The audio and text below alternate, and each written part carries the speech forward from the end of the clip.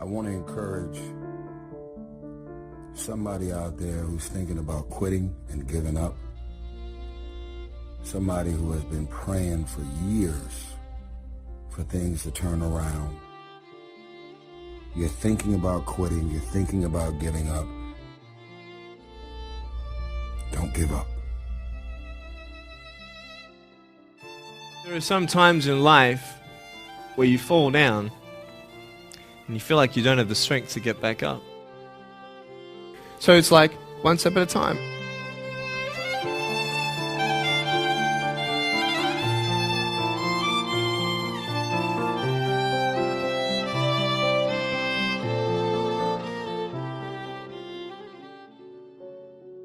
You just want to step out of it, to step out of the whole race, the whole business. The monstrosity of being alive overwhelms you. We cannot deny the forces that once we attain a certain level of pleasure, then we're going to get used to it. But if it gets, redirected or it doesn't happen the way we want, well, that's when the suffering comes. You take steps in this direction, you take steps in that direction, sort of get lost along the way, and sometimes you fall down. But if I fail, I try again and again and again. For as long as I try, there's always that chance of getting up. And it's not the end until you've given up. And just the fact that you're here should persuade you that you have another chance to get back up. There's still hope. Where is their happiness? Well, happiness is found within the heart, or found within the whole world, everything and nothing. It's not in one particular thing, but it's in everything.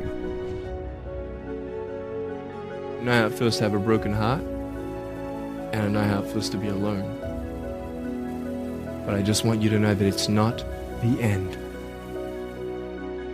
You're thinking about quitting, you're thinking about giving up.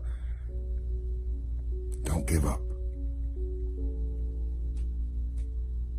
Don't give up.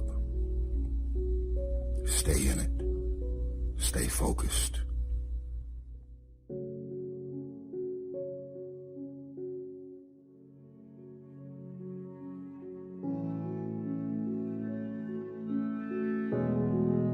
You've got to reevaluate and attack life again, and it's tough, it's hard. It's like being knocked back almost. Even though you're successful, it's like being pushed back again. Yeah, whether you win or you lose, the depression still sets in, right? Yeah. The number of teens, Gen Zers, 20-somethings suffering from depression and anxiety and loneliness. Loneliness is through the roof. This is one of the biggest issues that they're dealing with on college campuses. We rise to our maximum potential when we're of service to others. Going back to anxiety, going back to depression, going back to loneliness, I truly believe that's the answer. That's the way out of any kind of mental illness. It's like, I'm gonna make myself a better person, I'm gonna make the world a better place. And everything that I'm doing, I've got these two chariots, and I'm going down this road, or I'm going down this road, or I'm going down both together.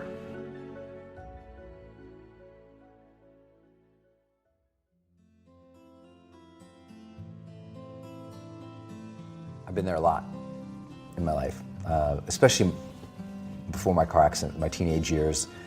Then the first woman I ever loved, we had a big breakup, and that breakup sent me down into depression and suicidal planning. And it's tough to dispense advice to people other than get help. And I'll share why. Because that time in my life, I had so many people coming up to me. My friends would come into my dorm room, and Brendon, let's go do something. And the hope is lost. And what people, I think, make the mistake of trying to do is hype people up.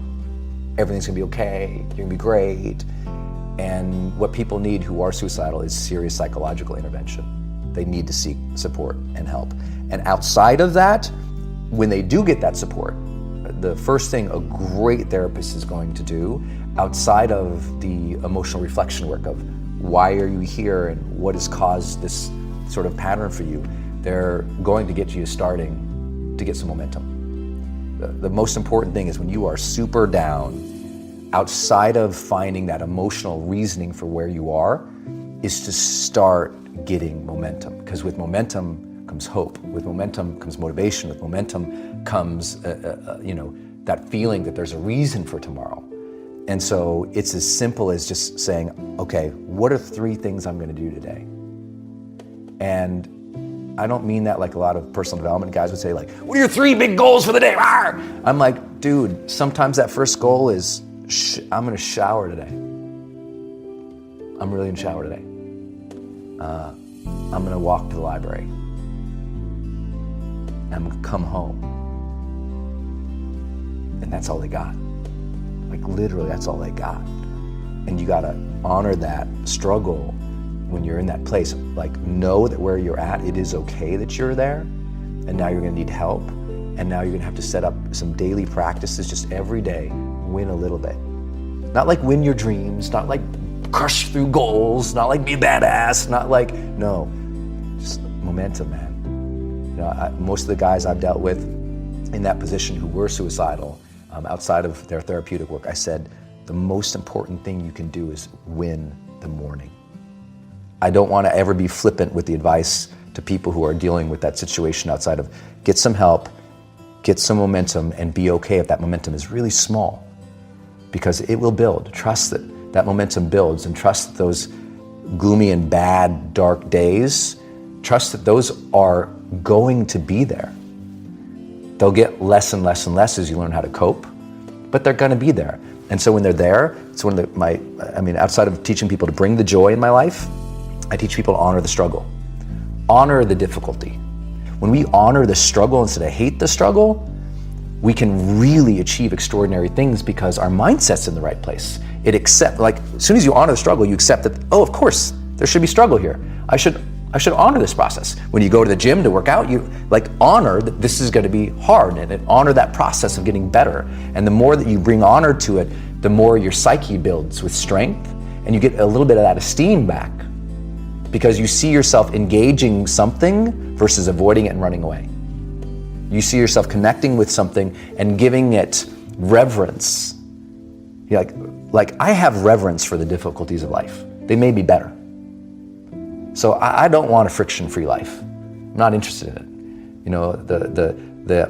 I like to say sometimes that, the journey to greatness begins the moment that our, deep desires for comfort and ease are overpowered by our desires to connect and contribute.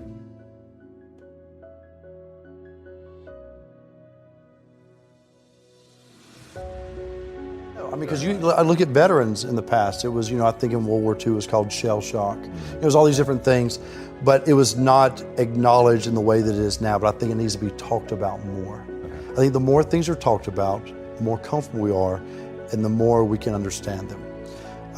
When I woke up one morning and saw that in a tweet that Prince Harry came out talking about his depression, it made me really happy. Because I've been places and someone has said, well, you lost an arm and a leg, so you had a right to be depressed, and I stopped him. I was like, depression is real. You don't even have to go through something traumatic. Some are caused by something traumatic. Some can be a chemical imbalance in the brain.